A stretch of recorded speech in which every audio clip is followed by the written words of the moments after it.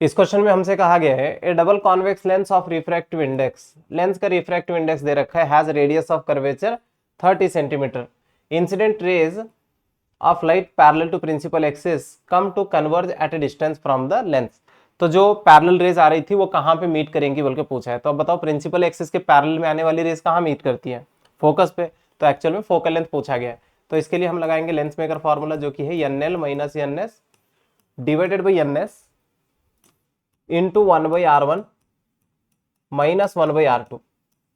बोलो NL कितना है? 3/2 माइनस 1 डिवाइडेड बाई 1 इंटू 1/30। हाँ यहाँ देखो कॉन्वेक्स लेंस बोला है, तो इसके लिए R1 पॉजिटिव R2 नेगेटिव लेना होता है। करेक्ट है, दोनों की लेंथ सेम है, तो ये वाला 1/-30 correct, minus into minus plus हो जाएगा। अब बताओ ये 3/2 माइनस 1 कितना आएगा? तो ये वाला होगा 1/2 into 1/30 minus into minus plus 1/30। तो यहां से आंसर निकल के आएगा 1/30, दिस इज 1/f। तो यहां से f की वैल्यू निकल के आई 30 सेंटीमीटर।